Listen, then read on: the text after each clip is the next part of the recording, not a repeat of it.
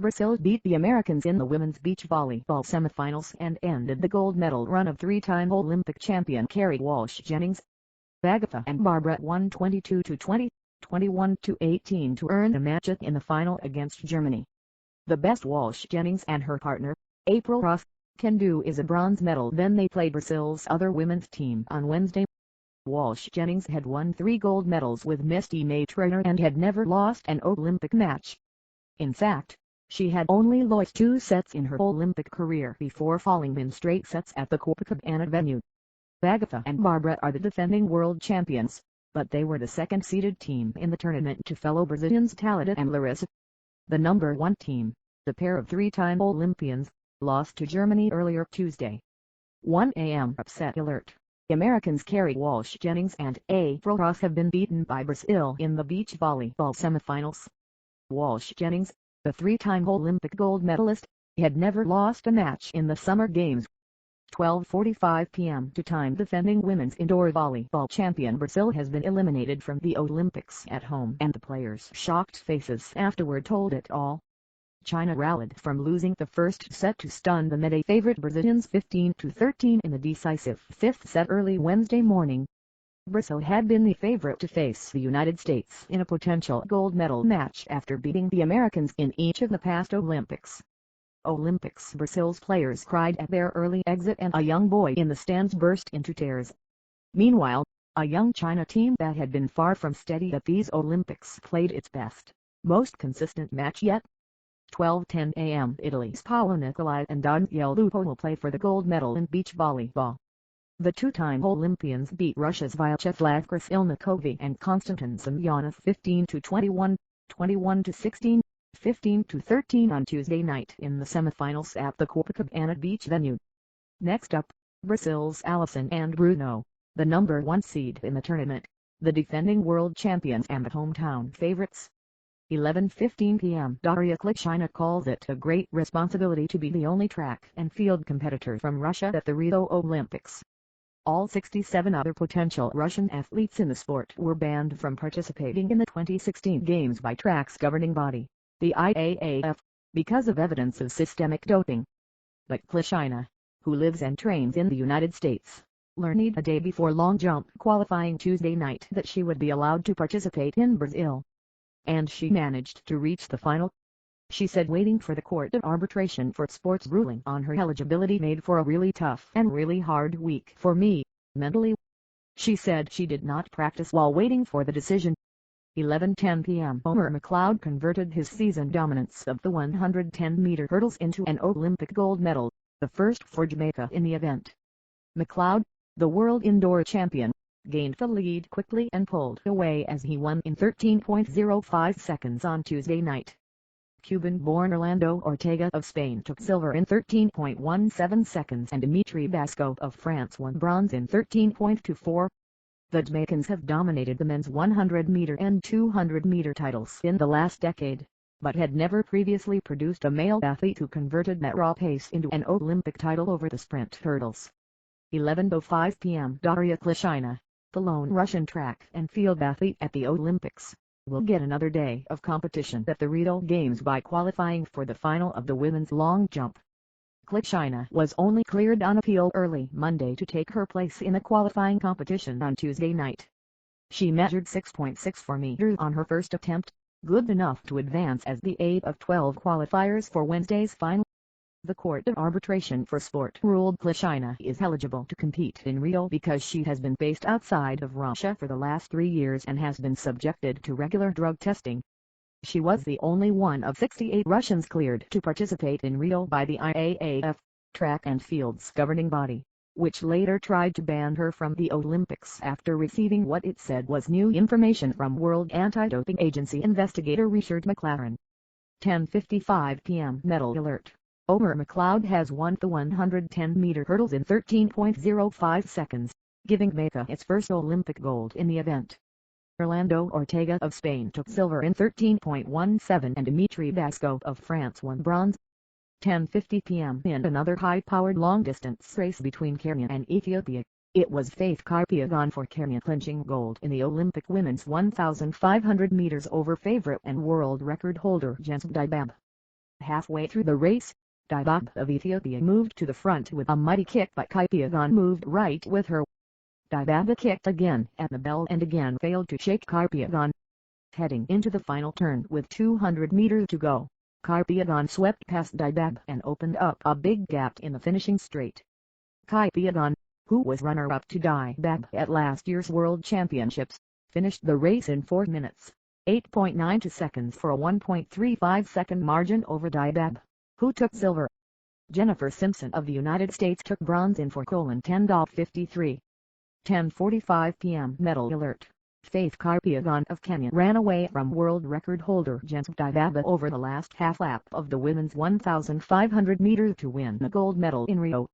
Kipyegon, who was runner-up to the Ethiopian Dibaba at last year's World Championships, finished Tuesday's race in 4 minutes, 8.92 seconds for a 1.35-second margin over Dibaba, who took silver.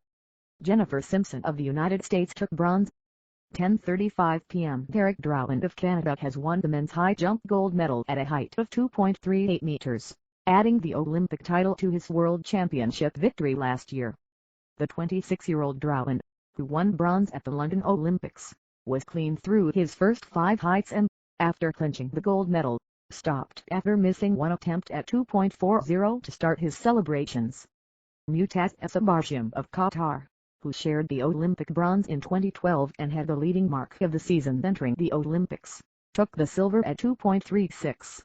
Bogdan Bondarenko of Ukraine, the 2013 world champion, missed twice at 2.38 and then passed and raised the bar to 2.40 in a bid for gold. He balked at his first run-up and then walked into the barn, ensuring Drouin would take the gold.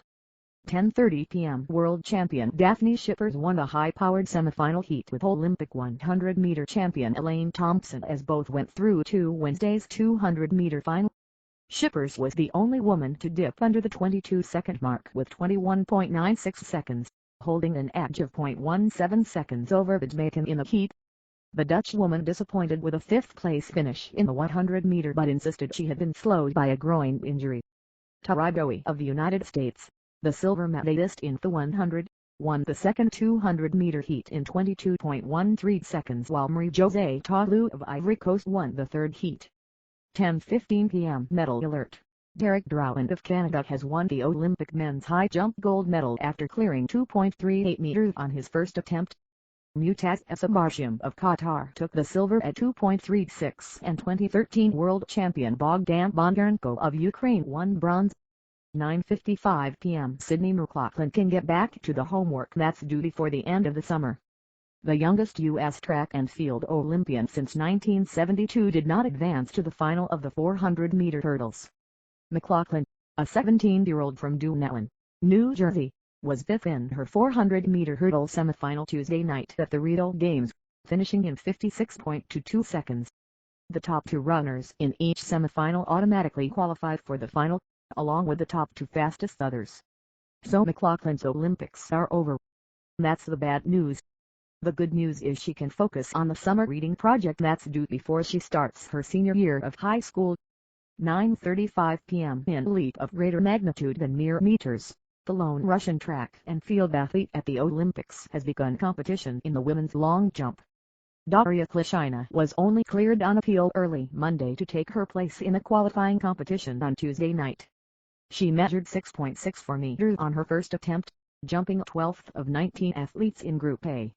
The Court of Arbitration for Sport ruled Klishina is eligible to compete in Rio because she has been based outside of Russia for the last 3 years and has been subjected to regular drug testing.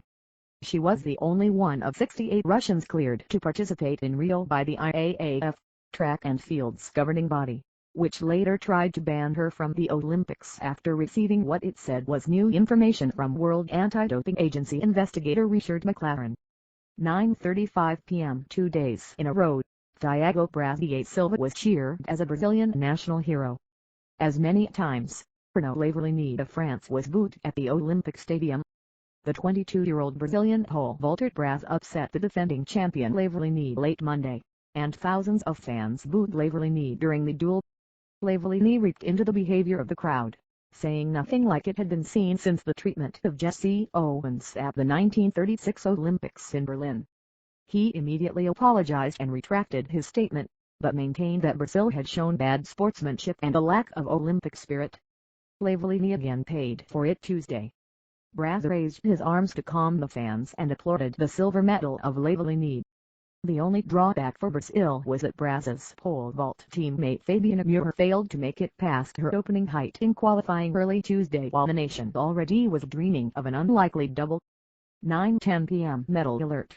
China is keeping pace at the Rio Games to repeat its London sweep of table tennis. The Chinese women's team defeated Germany on Tuesday for gold. The three-member Chinese team, which lost only a single game, consists of the gold and silver medalists from Rio and the number one player in the world. The Japanese women took team bronze over Singapore earlier Tuesday. China's men's team plays Japan on Wednesday for gold. The win would see China again taking all the table tennis gold, in singles for men and women and in both team competitions. The men's bronze medal team match Wednesday has Germany playing South Korea. China's Ma Long has already taken gold over fellow countryman Zhang Jiao in men's singles, and Ding Ning beat China's Li Zhaoxia in the women's finals. 9:10 p.m. Medal alert. World record. Lasha Talakadze of Georgia has set a new world record in the over 105 kg weightlifting division with 473 total kilos to win a gold medal in a surprising upset over the heavily favored Behzad Salami of Iran. The 22-year-old Talakadze lifted 215 kilos on the snatch and 258 on the clean and jerk to set the new mark. Salami set the world record for the snatch with 216 kilos. But he could not complete any of his 3 attempts on the clean and jerk. Salami appeared to disagree with the judge's ruling on his first 2 tries and didn't have the energy to complete the third. Gorminasian of Armenia won silver and Georgia's Irakli Terminidze took home the bronze. 8:50 p.m. The medal race at the Rio Games will likely remain close going into the final weekend. For second place, that is, the U.S., which has left the last 5 summer games with more medals than any other country, is about to make it 6 in a row. With a handful of events left Tuesday night, the U.S. had 83 medals, 33 more than Britain and 34 more than China.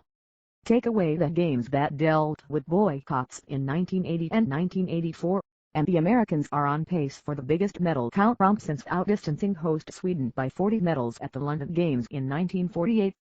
There's no shortage of reasons why. Russia's Olympic team surely is missing some medal contenders because of the sanctions and fallout that came after a state-sponsored doping program was brought to light. China won 100 medals in Beijing 8 years ago and 89 more at London 2012, though has struggled by its recent standards, anyway in Rio.